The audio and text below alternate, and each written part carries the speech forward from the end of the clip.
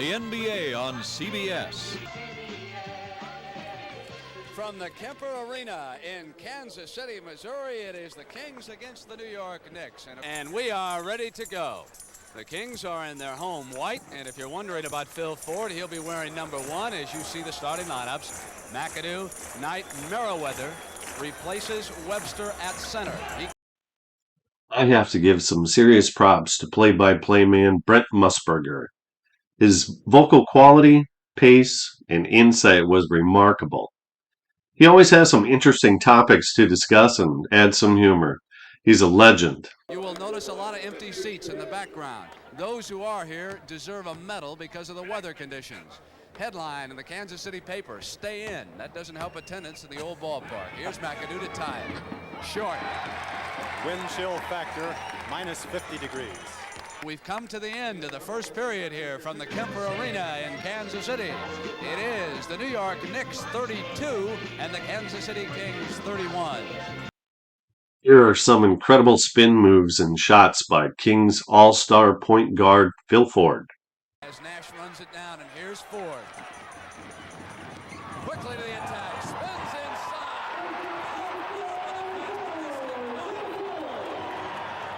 Well, that's the play of the game for sure. What a tremendous move by Phil Ford.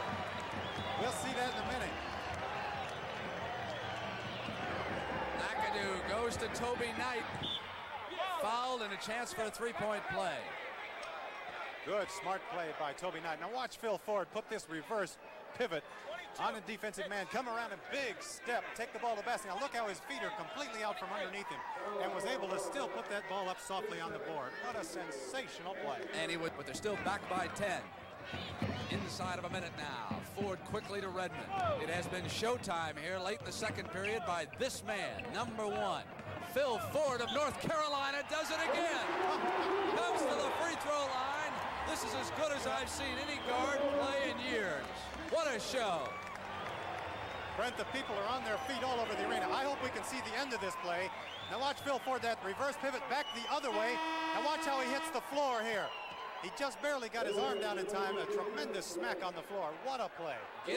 Phil Ford was the second overall draft pick in the 1978 NBA draft, based upon being named a one-time consensus second-team All-American, two-time consensus All-American, and the College Player of the Year during his senior year.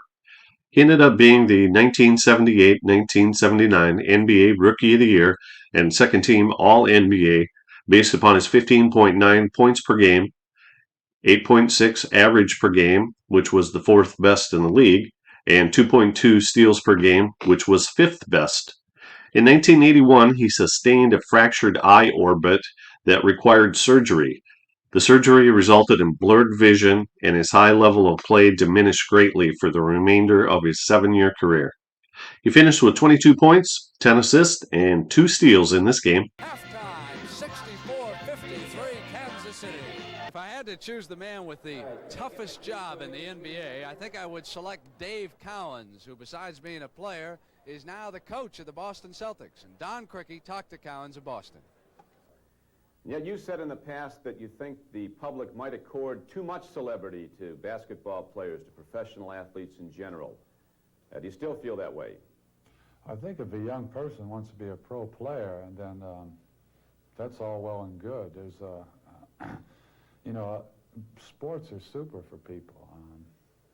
There's the competition involved, and you get to work in a group setting, and it's super to learn how to get along with other people. But sometimes I think a celebrity or a professional athlete's personal life is dealt with too extensively. And this is the only thing that I disagree with. We're out here to play basketball. The reason people know us is because of our basketball skills. They usually don't go into getting involved with your less talented people or the guys that you don't know very well, the marginal players. Usually they don't go into their personal lives very much. They only try to hit on the fellas that have done very well and succeeded.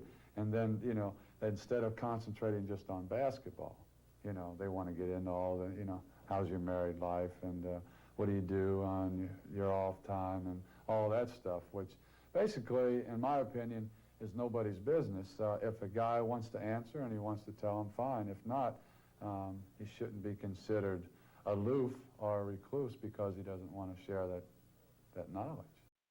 What is Dave Cowan's pedigree as a player?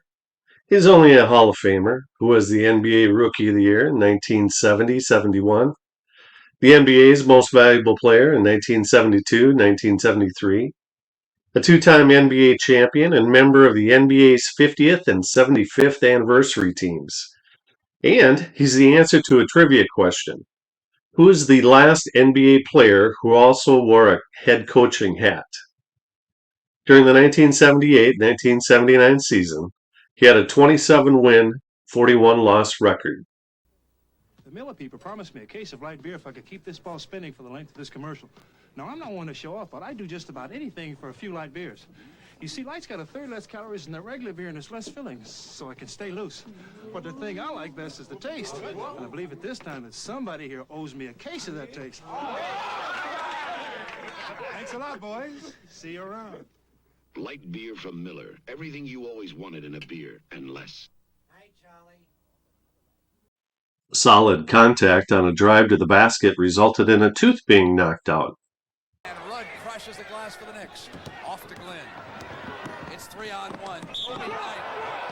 Blocking foul is called, and it's McKinney. No match for Toby Knight, who crashed into it, and McKinney suffered a cut down. 4 fouls. Phil Ford will return. McKinney's bleeding from his mouth. He got hit in the mouth on that play. It looked to me like it was a pretty good defensive move. There's the play we saw a second ago. Scott Webben was open for the jumper. Bill Robenstein coming in, not blocked out by anybody on that Knick team. Robenstein tipped it through. McKinney just bent over and picked something up. I hope that wasn't his tooth. And he's carrying it like it is. Toby Knight may have hurt himself also. Yes, he did.